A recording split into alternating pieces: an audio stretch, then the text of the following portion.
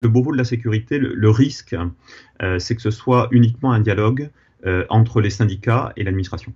Il faut absolument que ce Beauvau de la sécurité soit un dialogue plus large, où ceux qui parlent habituellement avec le plus d'expertise, qui parlent le plus fort parce qu'ils sont préparés, ils ont l'habitude de négocier, soient pas les seuls autour de la table. Le tiers absent qu'est la société civile doit être un acteur absolument central, et les questions qui ont été à l'origine du Beauvau, on peut penser aux violences, on peut penser aux discriminations,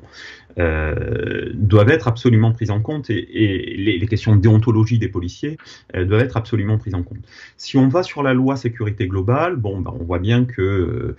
un ministre qui écoute trop certains syndicats et donc prenant une position déséquilibrée dans l'écriture de cet article 24, prend un risque, c'est-à-dire que on ne sait pas quelle va être la réécriture de cet article 24. En tous les cas, le choix qui a été fait initialement a rencontré quand même le mur de la réalité des relations police-population.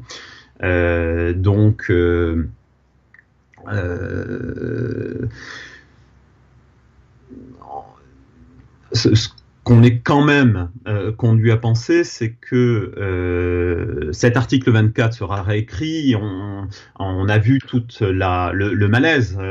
puisque les hésitations du Premier ministre sur la façon de le réécrire sont vraiment témoins du malaise et de la difficulté du gouvernement à se saisir de ces questions.